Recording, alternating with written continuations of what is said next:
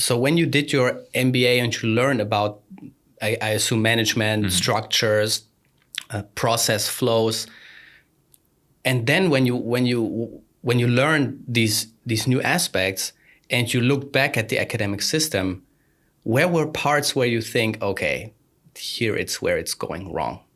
What were some core things where you thought, okay, this is easy to identify? Well, there's a couple. So first you already mentioned is at some point there should be a focus on skill training.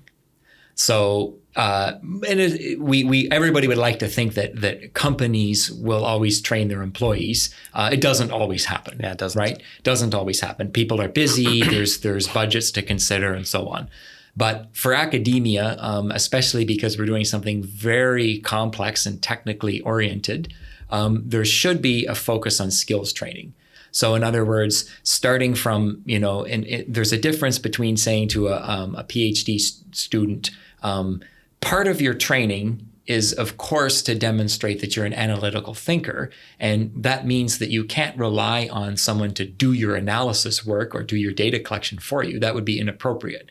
But there still could be thought about the type of training that would be needed so that the PhD student can take their own initiative to say, I got as far as this, now I need help. Mm-hmm. I'm now outside my skills. Where can I go to be trained on these skills, right? And this kind of thing, right? And then there's a lot of without that, there's a lot of, not, I wouldn't say redundancy, but there's a lot of reinvention of the wheel, right? The person next to you could have struggled with the exact same problem as you, and both of you struggled for a month.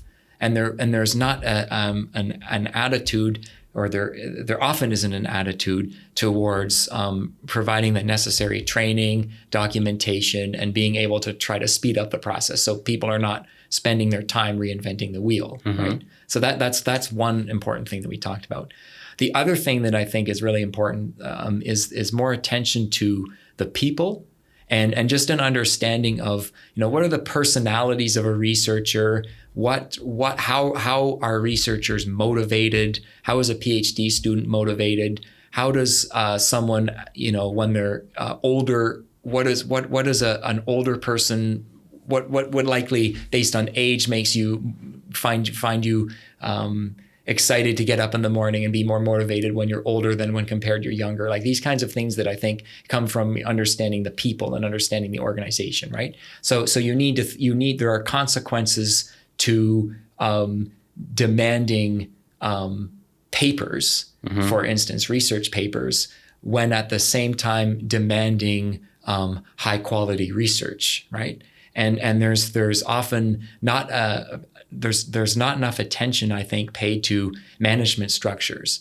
So what I also got out of the MBA is how important it is, say, for senior members to walk the walk and talk the talk, how important communication is, how important there might be to have HR managers or something that's looking after the way people work. There needs to be more attention to what makes a good team. There needs to be things looking at the other stakeholders who are involved. These types of management tools that usually haven't been present in academia, where it's much more about just encouraging an individual to figure out everything on their own. Yeah. Do you think that that's just a remnant of just the historical development of science? I think so. So my view would be, so there are lots of good things about science. So one good thing about science is it really is it's always been creative, and it's always been one of the first examples of the knowledge worker, right?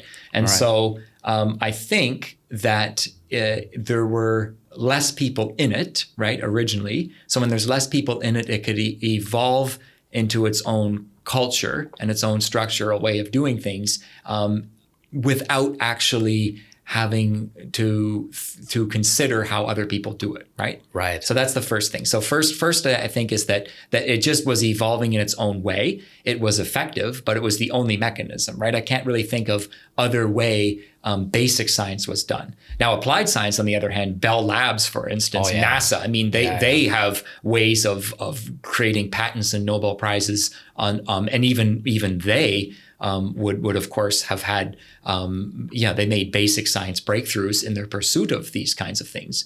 But with the exception of these types of organizations, I think historically it's been around for a long time. The idea of a professor is a teacher. The idea of the gentleman scientist, this kind of thing.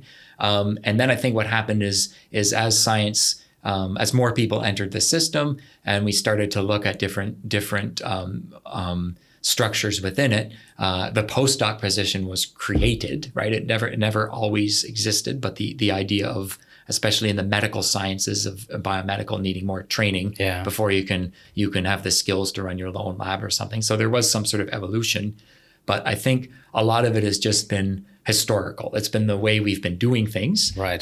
It works in the sense that it does create Nobel Prizes, it does create breakthroughs, but if you actually look at it, it is not necessarily that efficient.